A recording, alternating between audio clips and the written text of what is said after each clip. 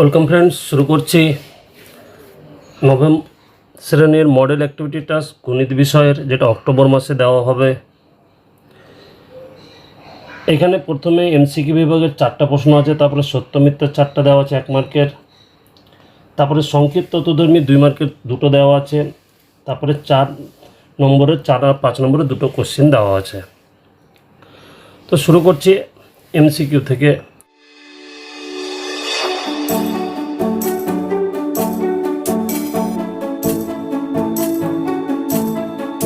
এক নম্বর বলছে ক্রয় মূল্য বিক্রয় মূল্যের অনুপাত 100:101 হলে শতকরা লাভ কত?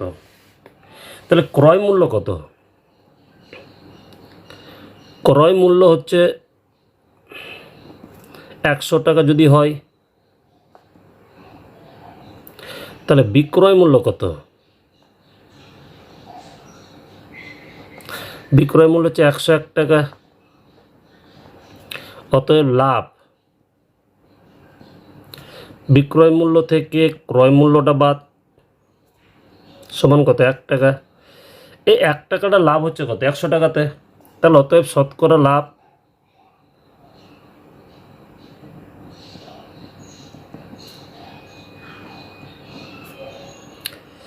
1%। শতকরা লাভ 1 টাকা বা 1% লেখা যাবে, ঠিক আছে? তাহলে এখানে কোনটা উত্তর? যেহেতু শতকরা লেখা আছে, শতকরার জন্য পার্সেন্টেজটা আসবে না, তাহলে সি নম্বর উত্তরটা হবে, ঠিক আছে? যদি বলতো যে লাভ কত, তাহলে পার্সেন্টেজ শুধু শতকরা না বললে, লাভ যদি বলতো তাহলে 1% বলা যেত, কারণ এখানে টাকা উল্লেখ নাই। যেহেতু শতকরা বলেছে তাই শতকরা লাভ হচ্ছে 1 টাকা। শুধু যদি পার্সেন্টেজ বলতো তখন 1% লিখতাম, ঠিক আছে? তাহলে এখানে সি নম্বর উত্তরটা সঠিক উত্তর। নেক্সট 2 নম্বর। 2 নম্বর বলছে বিসিডি ত্রিভুজে কোণ বিসিডি 90 ডিগ্রি। এটা ত্রিভুজকে নিচ্ছি, কোণ বিসিডি এই কোণটা হচ্ছে কত ডিগ্রি? 90 ডিগ্রি। বিডির দৈর্ঘ্য বলে দিয়েছে 20 সেমি। বিডি বাহুর মধ্যবিন্দু বলেছে পি, তাহলে সিপির দৈর্ঘ্য কত? তোমাদের বই 128 পাতায় প্রয়োগ 7 দেওয়া আছে। সেখানে বলা হয়েছে যে বিডিটা যদি অতিভুজ হয়, তাহলে অতিভুজের ওপর লম্ব হলে এই বিসিপি বাহুর দৈর্ঘ্যটা হবে, সিপি ইকুয়ালটা হবে হাফ ইন্টু বিডির দৈর্ঘ্য, অতিভুজের দৈর্ঘ্য। তো বিডির দৈর্ঘ্য কত? 20। তাহলে 1/2 ইন্টু 20 সমান হচ্ছে কত? 10 সেমি। এটা একটা প্রয়োগ আছে, দেখে নেবে। তাহলে এই ক্ষেত্রে উত্তর কোনটা? বি নম্বর উত্তর। নেক্সট 3 নম্বর। 3 নম্বর কি বলেছে? একটি ঘড়ি মিনিটের কাঁটা ও ঘন্টার কাঁটার গতিবেগের অনুপাত বের করতে বলেছে। তা আমরা জানি মিনিটের কাঁটা যদি 1 ঘন্টায় কত যাবে? এক পাক ঘুরে, 1 পাক মানে কত ডিগ্রি? 2πr। এখান থেকে যদি মিনিটের কাঁটা 1 পাক ঘুরলে 1 ঘন্টা একবার ঘুরবে, তাহলে মিনিটের কাঁটা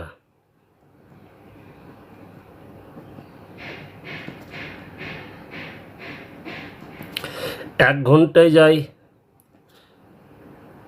কত? 2πr ধরে নিচ্ছি, যেখানে 8টা কি জিনিস? 8টা হচ্ছে ঘড়ির কাঁটার ব্যাসার্ধ, ঠিক আছে? 2πr একক। এবার ঘন্টার কাঁটা কত যাবে? ঘন্টার কাঁটা 12 ঘন্টায় একবার ঘুরে, তাহলে ঘন্টার কাঁটা 12 ঘন্টায় যায় কত? 2πr একক। তাহলে ঘন্টার কাঁটা 1 ঘন্টায় কত যাবে? 1 ঘন্টায় 12 দ্বারা ভাগ, 2πr/12 একক। অতএব মিনিটের কাঁটা ও ঘন্টার কাঁটার অনুপাত কত? মিনিটের কাঁটা কত যাচ্ছে? মিনিটের কাঁটা যাচ্ছে 2πr অনুপাত ঘন্টার কাঁটা 1 ঘন্টায় যাচ্ছে কত? 2πr/12। 2πr কেটে যাবে, তাহলে এখানে থাকবে 1:1/12। এই 12টার বাম দিকে এসে গুণে হলে যাবে 12 দ্বারা গুণ, তাহলে 12:1, মানে ডি নম্বর উত্তর। বুঝে গেছে? নেক্সট 4 নম্বর বলছে একটি পরিসংখ্যা বিভাজন তালিকায় একটি শ্রেণীর মধ্যবিন্দু বলে দিয়েছে কত 77 এবং প্রতিটি শ্রেণীর দৈর্ঘ্য বলেছে 10, তাহলে শ্রেণীটির নিম্ন সীমা। তাহলে আমরা সূত্র কি জানি? সূত্র জানি শ্রেণীর নিম্ন সীমা, শ্রেণীটির নিম্ন সীমা সমান হবে মধ্যবিন্দু মাইনাস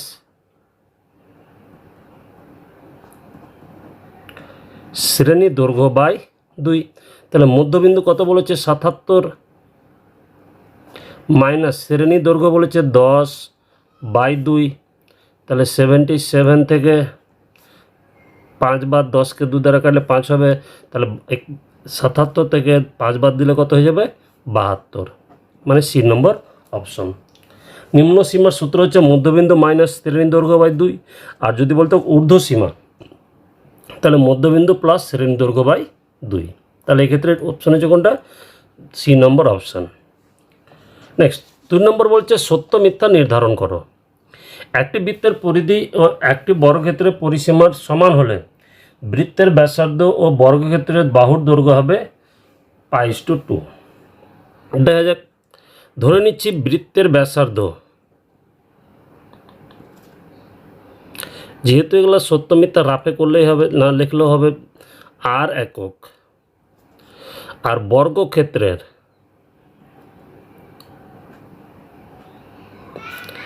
বাহুর দৈর্ঘ্য কত? ধরে নিচ্ছি একক। অতএব বৃত্তের পরিধি কত? বৃত্তের পরিধি হচ্ছে 2πr, তাই না? আর বর্গক্ষেত্রের পরিসীমা কত? 4a। বলেছে দুটো সমান, বলছে বৃত্তের পরিধি 2πr আর বর্গক্ষেত্রের পরিসীমা, বর্গক্ষেত্রের পরিসীমা সূত্র 4 × বাহুর দৈর্ঘ্য, দুটো বলেছে সমান। তাহলে ব্যাসার্ধ আর বর্গক্ষেত্রের বাহু, ব্যাসার্ধ মানে আর বর্গক্ষেত্রের বাহু মানে r/a বের করব। তাহলে আমি এখানে rটা রেখে দিচ্ছি আর এটা বাম দিকে ভাগ করে নিচ্ছি, উপরে থাকবে 4, নিচে হয়ে যাবে 2π, 2 দ্বারা কাটাকাটি করলে কত 2, তাহলে r/a সমান কত হয়ে যাবে 2 নিচে কত থাকছে পাই। তাহলে ব্যাসার্ধর দৈর্ঘ্য আর বর্গক্ষেত্রের বাহুর দৈর্ঘ্য অনুপাত হচ্ছে 2:π। তাহলে এখানে কত বলেছিল π/2, তাই এটা সত্য না মিথ্যা? এটা হবে মিথ্যা। নেক্সট 2 নম্বর বলেছে কি 10% ছাড় দিয়ে বিক্রি করায় একটি বইয়ের বিক্রয় মূল্য হয় 90 টাকা, বইটির ধার্য মূল্য 1000 টাকা, সত্য না মিথ্যা? 10% ছাড় মানে কি? একটা বইয়ের দাম যদি 100 টাকা লেখা থাকে তাহলে 10% ছাড়ে বিক্রয় মূল্য কত হবে 90 টাকা। তাহলে বিক্রয় মূল্য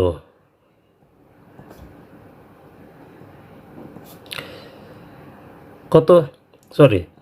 ধার্য মূল্য যদি 100 টাকা হয়, ধার্য মূল্য 100 টাকা হলে বিক্রয় মূল্য কত? 90 টাকা, তাই না? কারণ 10% ছাড় মানে 100 টাকাতে 10 টাকা ছাড়, তাহলে বিক্রি করবো কত? 90 টাকায়। তো ধার্য মূল্য যদি 100 টাকা হয়, বিক্রয় মূল্য হবে 90 টাকা। ধার্য মূল্য যদি 1 টাকা হয়, বিক্রয় মূল্য কত? 90/100। তাহলে ধার্য মূল্য যখন 1000 টাকা, তখন বিক্রয় মূল্য হবে 90 গুণিত 1000, উপরে চলে যাবে বাই নিচে 100, দুটো শূন্যর সাথে দুটো শূন্য কাটালো, 9 কে 9, দুটো শূন্য বসালো, 900 টাকা। বিক্রয় মূল্য কত বলেছিল? 900 টাকা, আমাদের বেরিয়েছে কত? 900 টাকা। তাহলে এটা কি হবে? সত্য। শুধু এটুকুটা লিখলেই হবে, মিথ্যা 1 নম্বরটা মিথ্যা, 2 নম্বরটা সত্য। নেক্সট 3 নম্বর বলছে একটি ট্রাপিজিয়াম আকার ক্ষেত্রে তির্যক বাহু দুটির মধ্যবিন্দুর সংযোগকারী সরলরেখাংশ সমান্তরাল বাহু দুটির সমান্তরাল। আমি যদি একটা ট্রাপিজিয়াম আঁকি,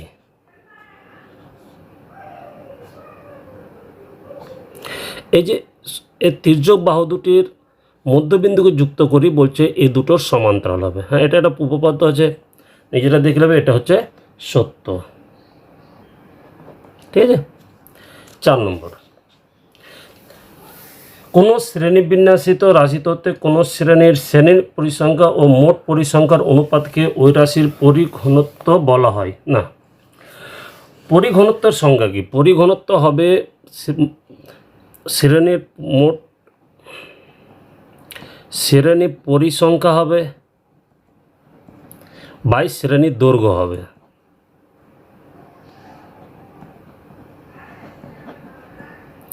আর শ্রেণী পরিসংখ্যা ও মোট পরিসংখ্যার অনুপাতকে বলা হয় আপেক্ষিক পরিসংখ্যা।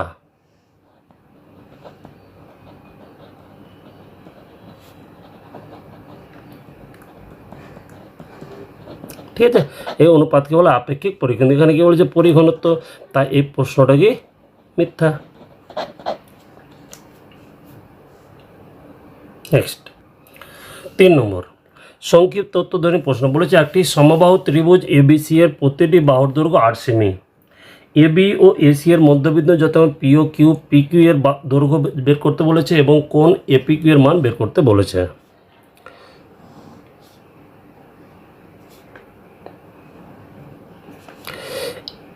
এ বি সি এটি সমবাহু ত্রিভুজ। সমবাহু ত্রিভুজের প্রত্যেকটা বাহুর দৈর্ঘ্য কত বলেছে? 8 সেমি করে। এবি বাহুর মধ্যবিন্দু বলেছে পি, এসি বাহুর মধ্যবিন্দু বলেছে কিউ। যুক্ত করলাম, তাহলে বলছে পি কিউ এর দৈর্ঘ্য কত। ঠিক আছে, তো আমরা জানি কি ত্রিভুজের মধ্যবিন্দু দ্বয়ের সংযোজক সরলরেখার তৃতীয় বাহুর সমান্তরাল ও অর্ধেক। ত্রিভুজের মধ্যবিন্দু দ্বয়, এটা বিন্দু আর এটা মধ্যবিন্দু, তার সংযোজক সরলরেখা এই তৃতীয় বাহু যেটা থাকলো, এটা তো দুটো বাহু হয়ে লাগছে, এই তৃতীয় বাহুর সমান্তরাল হবে এবং কি হবে? অর্ধেক হবে। উপপাদ্য আছে একটা, তাহলে অতএব লিখব আমরা জানি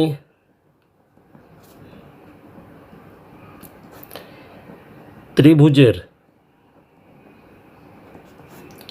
মধ্যবিন্দু দ্বয়ের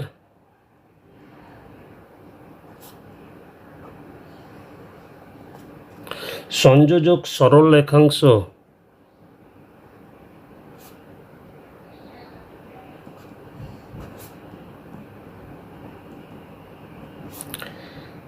তৃতীয় বাহুর সমান্তরাল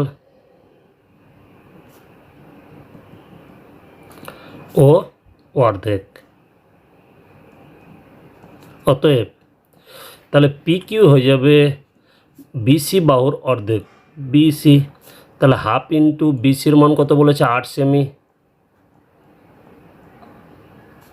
কাটাকাটি করলে 4 2 8 সমান হয়ে যাবে কত? 4 সেমি। তাহলে বিসি পি কিউ এর মান পেয়ে গেলাম 4 সেমি। নেক্সট বলেছে কোন এপি কিউ, মানে এই কোণটা বের করতে বলেছে। ঠিক আছে, এবিসি একটি সমবাহু ত্রিভুজ। ত্রিভুজ এবিসি একটি সমবাহু ত্রিভুজ।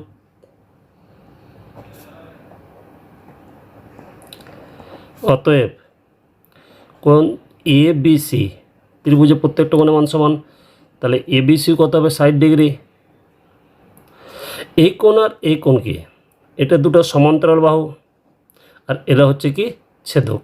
ঠিক আছে, দুটো সমান্তরাল বাহু, অন্যটা হচ্ছে কি ছেদক। তাহলে কি ঘটবে? যেহেতু এরা সমান্তরাল বাহু আর ওটা হচ্ছে ছেদক, তাহলে এই দুটো কোণ কি অনুরূপ কোণ। তাহলে অতএব কোণ পি কিউ সমান্তরাল বিসি এবং এবি ছেদক, অতএব কোণ এপি কিউ সমান হবে অনুরূপ কোণ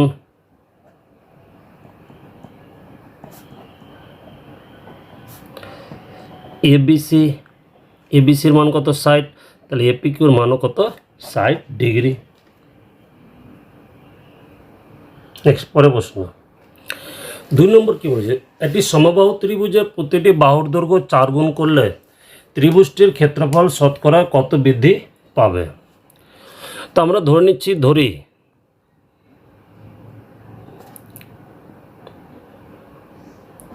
সমবাহু ত্রিভুজের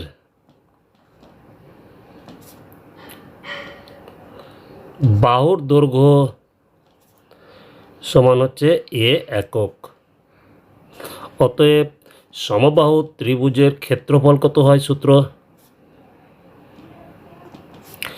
√3/4 ইন্টু বাহু স্কোয়ার। বাহু কত এ ধরেছি, এ স্কোয়ার বর্গ একক। এবার কি বলেছে? এবার বলেছে বাহুর দৈর্ঘ্য 4 একক হলে অতএব বাহুর দৈর্ঘ্য 4 গুণ, তাহলে আগে এ ধরেছি তার সাথে 4 গুণ করলে কি 4a একক হলে সমবাহু ত্রিভুজের ক্ষেত্রফল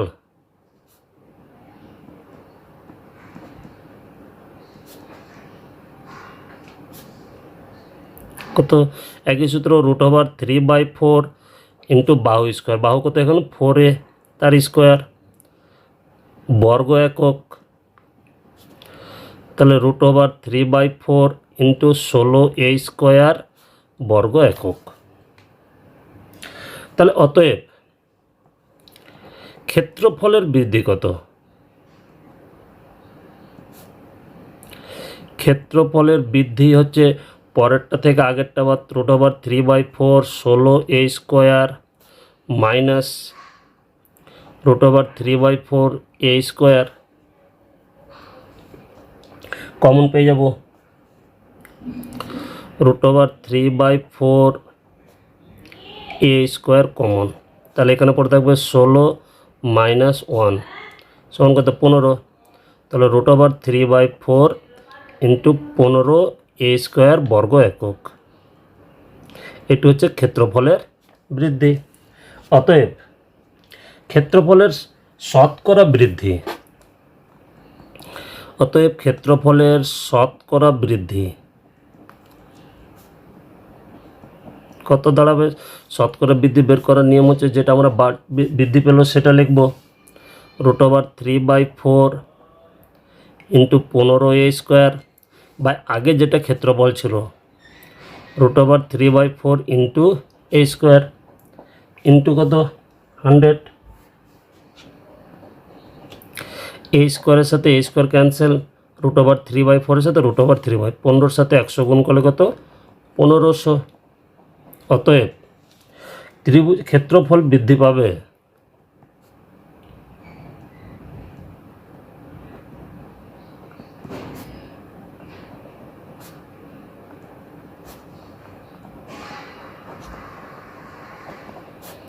কত? 1500%। শতকরা লিখলে পার্সেন্টেজ কথাটা আসবে না, যেহেতু শতকরা লিখলাম না তাই 1500%, মানে 100-তে 1500 গুণ বৃদ্ধি পাবে। ঠিক আছে, এই হলো উত্তর। 4 নম্বর, নিচে পরিসংখ্যা বিভাজন ছকের আয়তলেখ অঙ্কন করো। শ্রেণী দেওয়া আছে, পরিসংখ্যা বিভাজন দেওয়া আছে, পরিসংখ্যা দেওয়া আছে। তাহলে আমরা শ্রেণী সীমানা বের করব। তাহলে শ্রেণী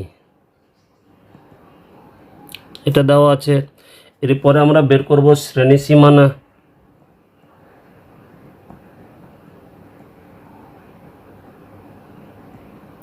তারপরে লিখব পরিসংখ্যা।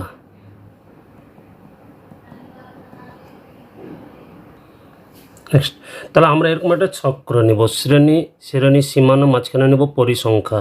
ঠিক আছে, তাহলে এখানে শ্রেণীটা কত আছে সেটা লিখে নেব। 1 থেকে 10, 11 থেকে 20, 21 থেকে 30, 31 থেকে 40, 41 থেকে 50, 51 থেকে 60।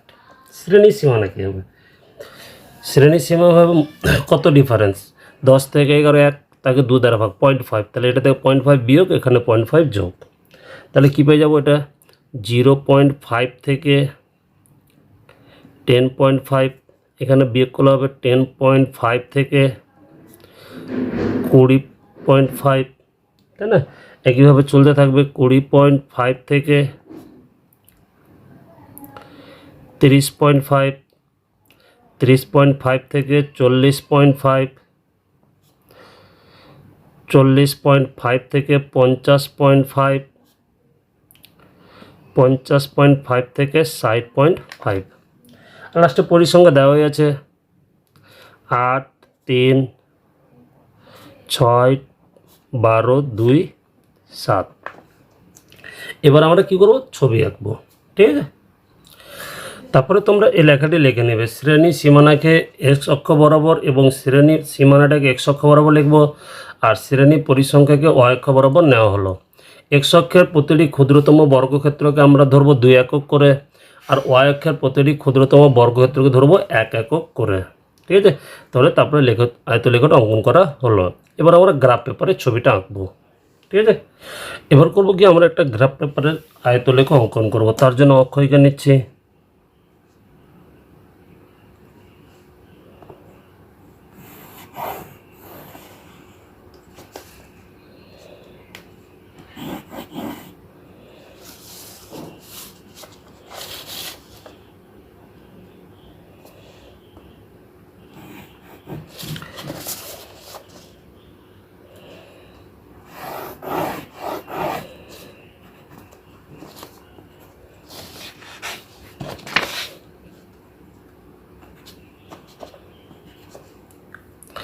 এক্স অক্ষ বরাবর কী রয়েছে, শ্রেণী সীমানা।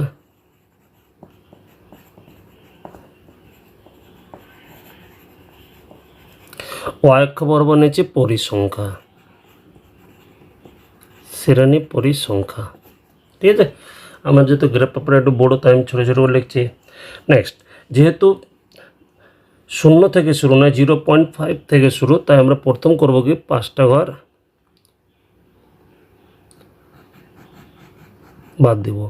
এটা হচ্ছে 0.5, 10.5, 20.5, 30.5, 40.5, 50.5, 60.5, এটাকে আরও একটু বর্ধিত করলে কী হয়ে যাব, 70.5। তাই তো। নেক্সট, এক্স অক্ষ বরাবর প্রথমে কত নেওয়া হয়েছে, আর ওয়াই অক্ষ বরাবর 1 ঘর ধরে নেওয়া হয়েছে। তাহলে এখানে হবে 5, এখানে হয়ে যাবে 10, এখানে কত, 15। ঠিক আছে, নেক্সট 0.5 থেকে এবার আমরা ছক অঙ্কন করব। ঠিক আছে, 0.5 থেকে 10.5 কত, 8, 0.5 থেকে 10 হচ্ছে 8 ঘর, 1, 2, 3, 4, 5, 6, 7, 8। তাহলে এই অবধি আমরা এটা যুক্ত করে নেব।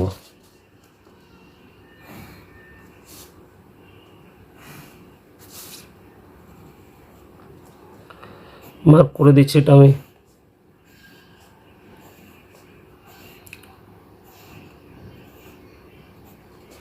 নেক্সট, 10.5 থেকে 20.5 কত আছে, 3। তাহলে 1, 2, 3, 1, 2, 3, তাহলে এইটুকুটা যুক্ত করে নেব।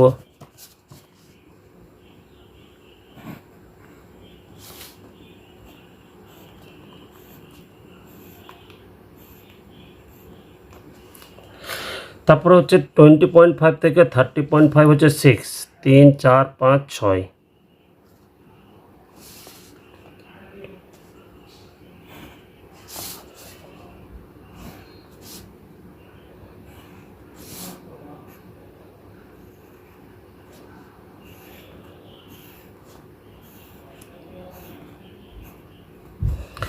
তারপরে 30.5 থেকে 40.5 অবধি 12, 12। তাহলে 1, 2, 3, 4, 5, 6, 7, 8, 9, 10, 11, 12।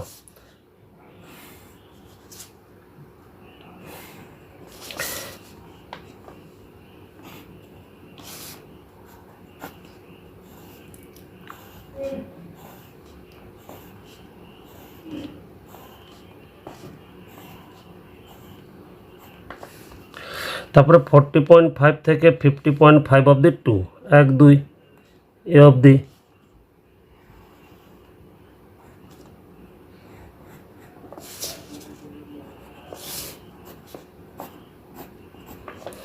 তারপরে 50.5 থেকে 60.5 কত, 7, 5 ঘর এখানে, 6, 7।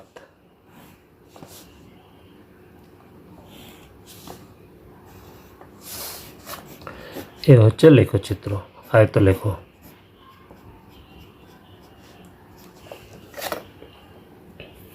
নেক্সট, পরেরটা উপপাদ্য। 5 নম্বর বলছে যুক্তি দিয়ে প্রমাণ করে যে একই ভূমি ও একই সমান্তরাল সরলরেখা যুগলের মধ্যে অবস্থিত ত্রিভুজের ক্ষেত্রফল সামান্তরিকের ক্ষেত্রফলের অর্ধেক হবে। তো আমি একটা ত্রিভুজ নিয়েছি এ বি সি, একটা ত্রিভুজ, ঠিক আছে, এবিসি একটা ত্রিভুজ। এটা বইয়ের পাতায় করে দেওয়া আছে, বই হচ্ছে 182 পাতায় উপপাদ্য 24, উপপাদ্য 24-এ করে দেওয়া আছে। আমি সেটাই বুঝিয়ে দিচ্ছি। এবিসি একটা ত্রিভুজ আর একটা সামুদ্রিক এ বি ডিই, এর একই ভূমি এ বি আর একই সমান্তরাল যুগল সিডির মধ্যে অবস্থিত। প্রমাণ করতে হবে ত্রিভুজের ক্ষেত্রফলটা হবে সামান্তরিকের ক্ষেত্রফলের অর্ধেক। ত্রিভুজের ক্ষেত্রফল এবিডি সামান্তরিকের ক্ষেত্রফলের অর্ধেক, ঠিক আছে। অঙ্কন করছি এ বিন্দু দিয়ে বিসি এর সমান্তরাল একটা সরলরেখা এ পাকলাম, যা বর্ধিত ডিসিকে কোথায় ছেদ করেছে? এফ বিন্দুতে। আমি যদি ডিসিকে বাড়িয়ে দিই তাহলে এফ বিন্দুতে ছেদ করেছে। প্রমাণ কি বলেছে? প্রমাণ বলেছে এ বি সি এফ, এখন একটা চতুর্ভুজ আছে।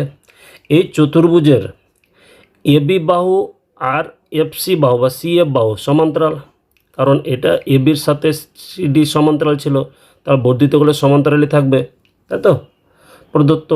আর এফ এফ আর বিসি এখনই অঙ্কন অনুসারে সমান্তরাল। এফ সরলরেখার বিসি সরলরেখার সমান্তরাল এফ এঁকেছি, তাহলে এফ আর বিসি কি সমান্তরাল। তাহলে চতুর্ভুজের বিপরীত বাহুগুলি সমান্তরাল, চতুর্ভুজটা একটি সামান্তরিক, অতএব এ বি সি এফ এখন একটা কী হয়ে গেল? সামান্তরিক। আবার সামান্তরিক এ বি ডিই, এটা একটা সামান্তরিক এ বি ডি আর একটা A B C F. সামান্তরিক A B D মানে আগে যেটা দেওয়া ছিল আর আমরা যেটা অঙ্কন করলাম এ বি সি এফ, একই ভূমি এ বি আর একই সমান্তরাল যুগল এফ ডি বা ডিএফ এর মধ্যে অবস্থিত। আমরা একটা উপপাদ্য জানি যে দুটো সামান্তরিক একই ভূমি আর একই সমান্তরাল যুগলের মধ্যে অবস্থিত হলে তাদের ক্ষেত্রফল সমান হয়। অতএব এ বি ডি সামান্তরিকের ক্ষেত্রফল এ বি সি এফ সামান্তরিকের ক্ষেত্রফল কী হবে? সমান। আবার কি এ বি সি এফ এর এসিটা কী বলেছে? কর্ণ, ঠিক আছে। আবার এ বি ত্রিভুজে এ সি এফটা একটা কর্ণ, অতএব ত্রিভুজের ক্ষেত্রফল হবে সামান্তরিকের ক্ষেত্রফলের অর্ধেক। এই ত্রিভুজের ক্ষেত্রফলটা হবে এ বি সি এর ত্রিভুজের ক্ষেত্রফল হবে এই সামান্তরিকের অর্ধেক, ঠিক আছে। তাহলে আবার এই সামান্তরিকের যা ক্ষেত্রফল এই সামান্তরিকের তাই, ওটাই লেখা আছে। অতএব এবিসি ত্রিভুজের ক্ষেত্রফল ত্রিভুজ এবিসি সমান হাফ ইন্টু সামান্তরিক এবিসিএফ, যেটা আমরা অঙ্কন করে করলাম। আবার এখন এবিসিএফ এর সাথে সমান কি এবিডি, তাহলে হাফ ইন্টু সামান্তরিক, তার জায়গায় লিখতে হবে এবিডি। অতএব ত্রিভুজের ক্ষেত্রফল সামান্তরিকের ক্ষেত্রফল কত? অর্ধেক। প্রমাণিত, ঠিক আছে। বই থেকে করে নেবে। এই হলো নবম শ্রেণী মডেল অ্যাক্টিভিটি টাস্ক। পরবর্তী ভিডিওগুলো পাওয়ার জন্য চ্যানেলটা অবশ্যই সাবস্ক্রাইব করবে, লাইক ও শেয়ার করবে।